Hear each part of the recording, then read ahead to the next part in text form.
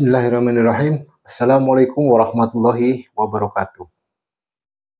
Alhamdulillahirrabbilalamin. Ar-Rahman, alamal Qur'an, khalaqal insan, alamaul bayan. As-samsu wal khamaru bihusban. Kembali lagi bersama saya Gus Saad dalam kajian Tafsir Luqman.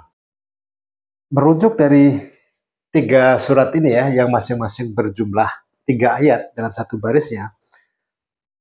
Kalau kita korelasikan ke dalam variabel yang lain dalam Al-Quran berkaitan dengan 3 ayat, di sini ada 3 surat dalam Al-Quran yang jumlah ayatnya 3, yaitu jumlah ayat paling sedikit dalam Al-Quran itu 3 ayat. Ya, ada 3 surat juga yang memiliki jumlah ayatnya 3. Yang pertama adalah surat ke-103, Al-Asr. 1-3. Ya. Yang kedua, surat ke-108, surat Al-Kautsar. Jumlah itu juga 3. Kemudian yang terakhir surat ke-110, surat An-Nasr. 1-3. Ya. Di mana masing-masing kalau kita lihat di sini kan di ayat pertamanya dari surat Al-Mursalat itu adalah tentang demi malaikat yang membawa kebaikan, ya, membawa kebaikan. Nah, kalau kita lihat di sini di surat Al-Asr di sini ya, wal asri di sini, di situ kan berisi tentang bagaimana orang bisa merugi kecuali ya yang apa? Yang saling nasihat menasihati, ya kan, dalam kebenaran dan dalam keadaan sadar ya, menasihati dalam keadaan kebenaran dan kesadaran. Nah, kemudian karena berbicara kebaikan ya di sini ya tadi ya. Yang kedua adalah Al-Kautsar, nikmat yang banyak. Nah, ini kan berbicara tadi ya, berbicara tentang kekuatan, berbicara tentang kemampuan. Itu kan sebuah nikmat. Selanjutnya yang ketiga adalah An-Nasr, pertolongan. Ya, ini kan berbicara tentang harta, Az-Zukhruf. Ya, berbicara juga tentang kalau berbicara dari kita, katakanlah kita tidak memiliki kecukupan harta. Az-Zukhruf kan juga bisa berarti sebuah keindahan, ya kan? Orang melihatnya nyaman, orang melihatnya merasa bahagia, ya kan? Nah, itu cukup bisa membantu dari sisi tadi. Kalau kita tidak memiliki kecukupan harta, ya, tapi orang sudah merasa nyaman di dekat kita, itu juga bisa memberikan pertolongan. Kemudian dari ketiga surat ini kita jumlahkan 11. Sebelum ini ya, mumpung ingat, ini berbicara tentang kebaikan dan di sini tentang Az-Zariyat ya, angin yang menerbang. Di sini kan kalau dikaitkan dengan ayat kedua dari surat Al-Mursalat, di sini kan yang terbang dengan sangat cepat ya. Nah, yang namanya perbuatan baik atau kebaikan itu memang harus dilakukan dengan cepat, nggak boleh ditunda, ya. Dan itu bisa berakibat dosa terhadap diri kita. Sambil contoh misalnya, ada orang yang dengan niat hati, ya, dia ingin masuk Islam, menjadi seorang mu'alaf, ya kan? Dia datang untuk kita menjadi saksi, ya, dia mau mengucapkan 2 kalimat syahadat, kita sakit perut nih, aduh Pak, sebentar saya mau ke belakang dulu. Itu jangan lakukan. Karena apa?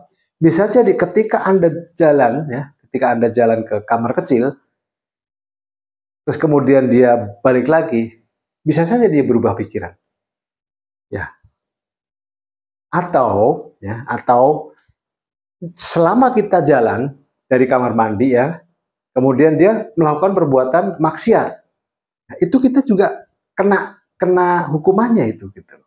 Kena dosanya kita di situ. Karena memperlambat tadi, harusnya dia sudah bersih dosanya, malah tambah dosa lagi, kan begitu. Nah, perbuatan baik juga harus disegerakan. Kita ambil contoh yang lain.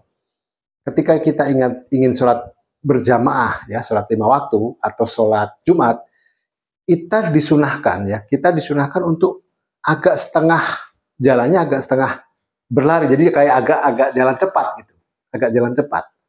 Itu disunahkan, ya, karena berbuat kebaikan itu harus segera. Ya, itu juga untuk yang muda-muda, kalau yang tua jangan gitu. Nanti coba ngikutin sunnah, lari, tibung, gelundung, babar pisan panjenengan malah kan. Gulung komeng nanti kan. Nah, itu kan ada pengecualian gitu ya. Nah, baik kita teruskan di sini. Kemudian kita jumlahkan ketiga nomor suratnya. 103, 108, dan 110. Jumlahnya adalah 11, 1, nyimpen 1, 2, 3. 321. Nah, tentu tadi ingat kan, ketika penjelasan di awal, saya bilang stop sampai di sini dulu. Karena ada kaitannya dengan penjelasan yang ini. Nah, tadi di penjelasan yang awal ya, bahwa semua memiliki pasangannya, termasuk pasangan suratnya ya, masuk pasangan suratnya. Tadi kan 76 surat Al-Insan, kan pasangannya surat ke-39. Ya, surat ke-31 Luqman, pasangannya adalah 84. Ya, di mana nilai pasangan ini adalah 123. 39 ditambah dengan 84 hasilnya adalah 123. Yang saya bilang tadi ini berbicara tentang cerminan.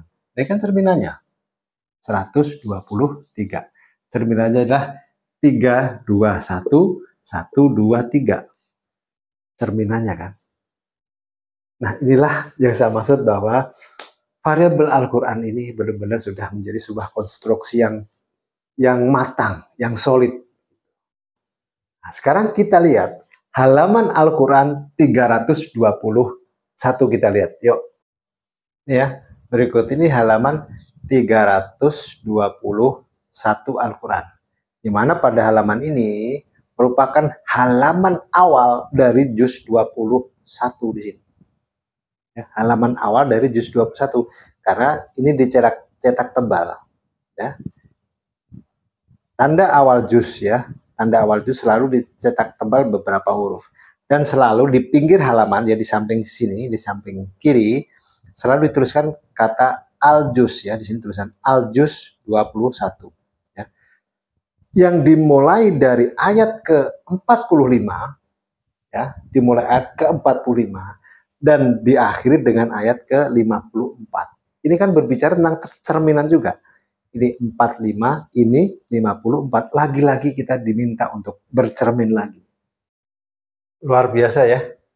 Pada halaman tersebut merupakan halaman awal dari juz 21 ya, yang dimulai dari ayat ke-45 dan diakhiri ayat ke-54. Kan berbicara tentang cerminan juga di situ. Ya. Kenapa kita mengkorelasikan dengan halaman Al-Quran di 321 sini? Karena kalau kita korelasikan ke dalam surat udah nggak mungkin. Jumlah ayat juga nggak mungkin. Kalau jumlah ayat paling banyak adalah 286 surat Al-Baqarah. Kita korelasikan ke jumlah ayat dalam satu juz juga tidak ada. Caranya yang lain adalah variabel yang lain dengan halaman. Ya, dengan halaman. Nah, selanjutnya adalah angka 123. Nah, ini kita bisa korelasikan. Ya, kita bisa korelasikan. Salah satunya adalah dengan mengkorelasikan dengan jumlah ayat dalam satu surat. Hanya ada satu surat, yaitu surat ke-11, surat Hud. Kita akan urai tentang ini. Subhanallah, ini juga dahsyat sekali ini. Seperti saya bilang tadi, ya, bahwa surat yang jumlah ayatnya 123 adalah surat ke-11. Suratnya adalah Hud. Suratnya adalah Hud. Di mana surat Hud ini dibagi menjadi 2 juz. Ya, dibagi menjadi 2 juz. Yaitu juz 11 dan juz 12. Ya. Juz 11 dan juz 12. Di mana di juz 11 itu terdapat 5 ayat dan juz 12 terdapat 118 ayat. Karena ini konteksnya ayat, kita akan mengkorelasikan ke dalam ayat juga dalam Al-Quran. Ya. Saya tulis di sini biar lega. Hanya ada satu surat dalam Al-Quran yang jumlah ayatnya 118, yaitu surat ke-23, yaitu Al-Mu'minun.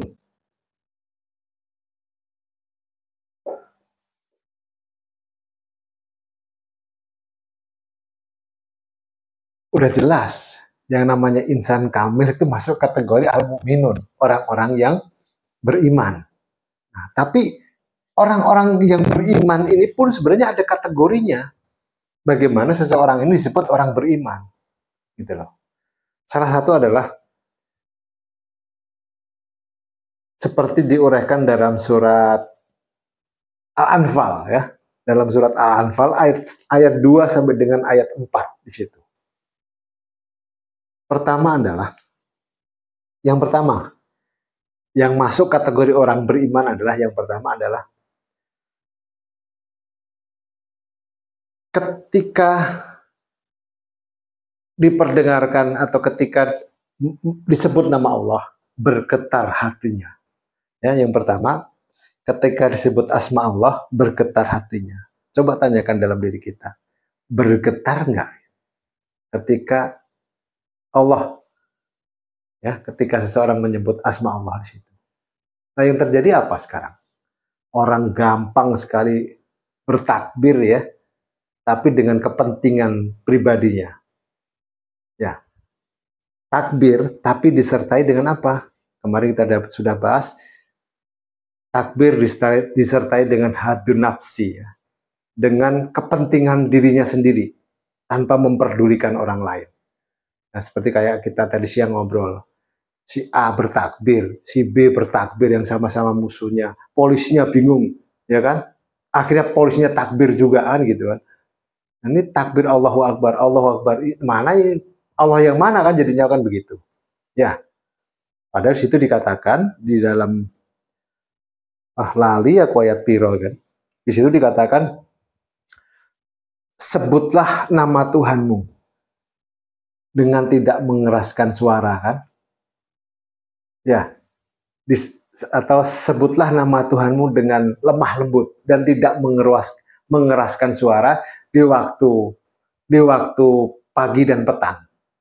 Di situ ayatnya. Nanti bisa jenengan carilah gitu. Lupa saya ayatnya. Tapi di situ jelas ada ayat yang mengatakan bahwa sebutlah nama Tuhanmu dengan lemah lembut, ya, dan jangan mengeraskan suaranya di saat pagi dan petang. Artinya kan kita diminta untuk lemah lembut gitu loh ketika kita menyebut asma Allah. Kecuali memang benar-benar dalam kondisi perang antara kafir dengan muslim. Wah, itu beda. Nah, kalau sekarang kan jelas perangannya sama siapa? Sesama muslim, sama-sama takbir. Ya kan? Kan bingung jadinya. Malaikat pun juga bingung. Belain siapa, bingung malaikatnya. Gitu. Nah, akhirnya biarin aja lah. Gitu kan. Nah, kemudian yang kedua, surat 18 adalah Al-Mu'minun. Kemudian, selanjutnya tadi lupa saya. Terusannya ya. Ketika disebut nama Allah, bergetar hatinya. Itu ciri-ciri orang mukmin ya, al-mukmin ya, ciri-ciri orang beriman. Yang pertama adalah ketika disebut asma Allah bergetar hatinya. Di dalam surat Al-Anfal tersebut ya. Kemudian yang kedua adalah ketika dibacakan ayat-ayat Allah semakin bertambah keimanannya. Ya. Yang ketiga adalah tegakkan sholat, ya, bayar zakat. Itu kan, ya, itulah orang masuk kategori orang-orang yang beriman. Ya, nanti silahkan jenengan buka Al-Quran ya, Al-Quran, baca tafsirnya atau baca terjemahannya di surat Al-Anfal, surat ke-8 ayat 2 sampai dengan ayat 4, gitu. Kategori orang beriman. Selanjutnya di sini adalah yang 5 ayat, ya, 5 ayat. Ada 4 surat dalam Al-Quran yang memiliki jumlah ayat 5. Yang pertama adalah surat ke-97 Al-Qadar.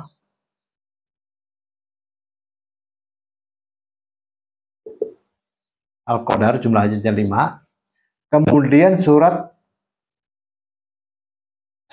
ke-105 Al-Fil.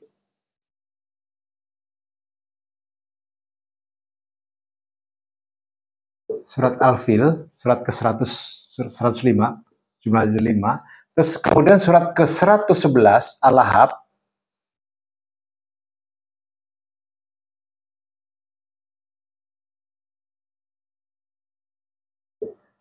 ya, jumlahnya juga 5. Kemudian yang terakhir adalah surat ke-113, itu surat Al-Falaq. Surat Al-Falaq jumlahnya juga 5. Ada 4 surat. Nah, seperti yang tadi kita jumlahkan aja di sini nih. 7 tambah 5, 12, 13, 13, 16. 16, 1 ya, 10, 11, 12. 12. Dan 1, 2, 3, 4. 4, 2, 6. 4, 2, 6. Sama dengan ini tadi, sama dengan yang halaman 321, ini pun kita korelasikan menjadi halaman 426. Ada apa di halaman ini? Yuk kita lihat halaman 426 Al-Quran. Aduh, keliru mencet.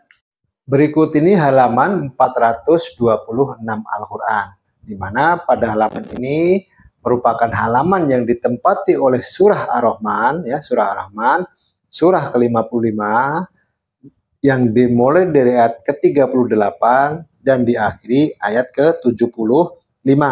Ya, saya ulang, dimulai ayat ke-38 dan diakhiri ayat ke-75. Dan yang menarik adalah pada halaman ini, ya, pada halaman ini atau khususnya surat Ar-Rahman ada ayat yang diulang-ulang, ya. Jenengan pasti apalah ayatnya, ya. Fabi ayyi alai rabbikuma tukadziban. Nah, kita hitung sekarang, kita hitung pada halaman ini ada berapa fabi ayyi. Kita hitung ya, kita hitung sama-sama. Nih, 1, 2, 3, 4, 5, 6, 7, 8, 9, 10, 11, 12, 13, 14, 15, 16, 17, 18, 19. Ada 19 ayat yang bunyinya sama, ya. Fabi ayyi ala rabbikuma tukadziban. Tadi saya udah bilang bahwa dalam ayat ini, atau maaf, dalam halaman ini terdapat 38 ayat, di mana 19 ayat berisi dengan ayat yang sama. Dan berarti 19 yang lain merupakan ayat yang tidak berbunyi fabi ayyi ala rabbikuma tukadziban.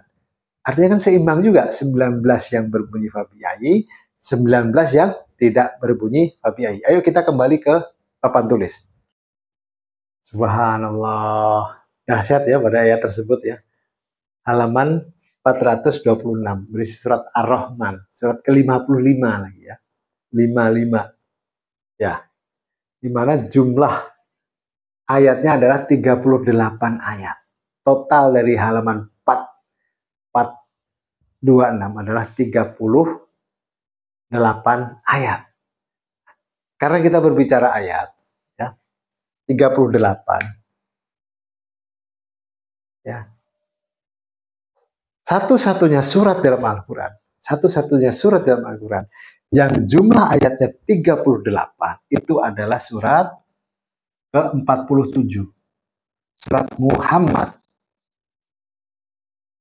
Wah, ini kan insan kamil yang paling sempurna, kan. Inilah yang menjadi panutan kita, menjadi tujuan kita bagaimana untuk mencontoh beliau. Ya, luar biasa, ya. Seperti saya bilang tadi, ya, ayat tersebut, ya, halaman tersebut dimulai dari ayat ke-38 dan diakhiri ayat ke-75, ya, di situ, ya. Kalau tadi ini berarti sama, karena berbicara ayat berarti kita kondisikan ini menjadi jumlah ayat dalam surat Al-Quran, kita sudah ketahui bahwa suratnya adalah Muhammad. Contoh sebagai insan kamil yang sempurna. 75 sama dengan ini, kita akan mengkorelasikan menjadi ayat ya dalam Al-Quran.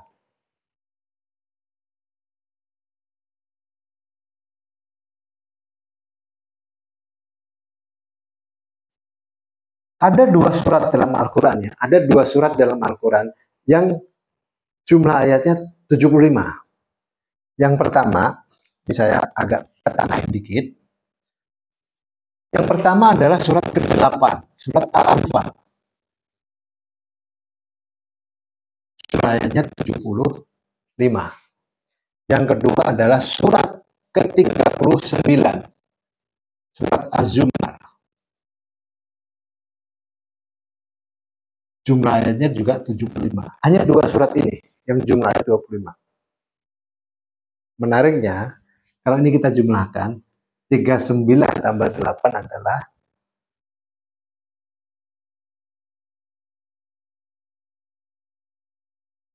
47 juga kan? Ya.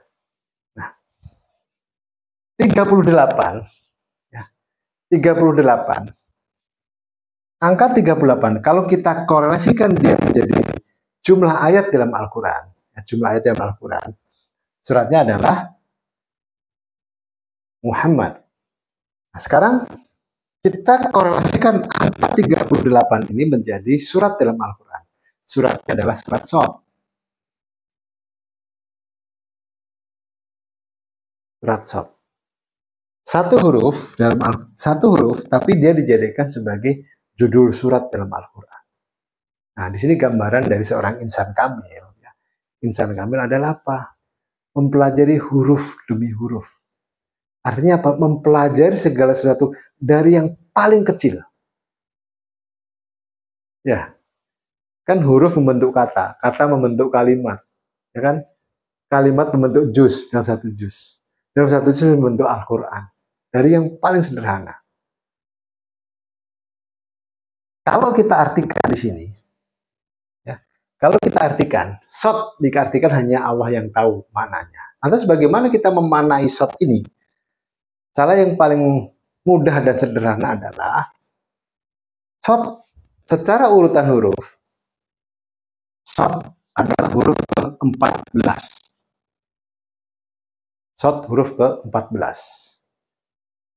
Kita korelasikan menjadi judul surat dalam Al-Quran. Surat ke-14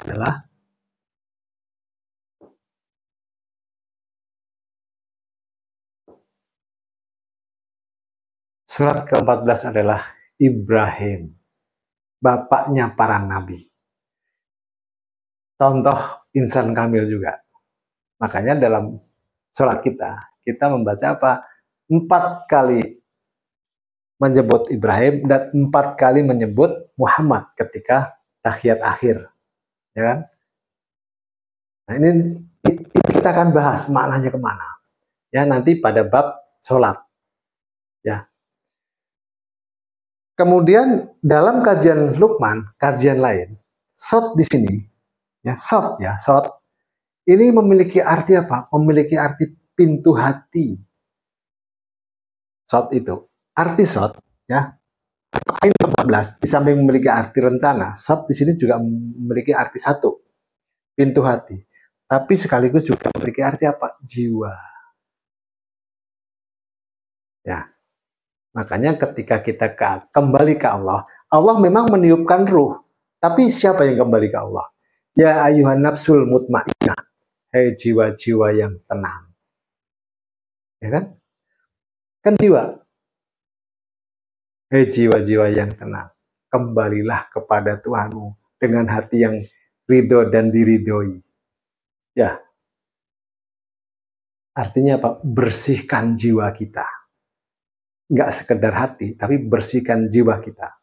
Nah, untuk bagaimananya itu ya udah tingkat advance itu nanti ya. Kita nggak bahas di sinilah gitu ya. Nah, berikut ini ya yang kita bahas tentang insan kamil ya. Semoga kita mendapatkan gambaran bagaimana seharusnya seorang insan kamil tersebut. Kita tidak membahas tentang insan kamil dalam dalam tataran atau dalam standarnya Rasulullah ya nggak mungkin lah, nggak mungkin, sangat nggak mungkin untuk kita kejar atau kita capai karena beliau Nabi akhir zaman ya dan kekasih Allah ya. Kita siapa gitu kan? Semoga bahasan kita ini dapat memberikan manfaat buat saya pribadi dan saudara-saudaraku tercinta ya. Inilah yang bisa saya sampaikan pada pembahasan kita kali ini. Ada salah kata, ada salah ucap, kula nyuwun ngapura, nyuwun ngapunten, mohon maaf ya. Dan jangan lupa untuk di-subscribe, untuk di-like dan di-komen ya. Semoga channel kita ini bisa senantiasa untuk memberikan pencerahan ya, memberikan pencerahan, memberikan masukan ya.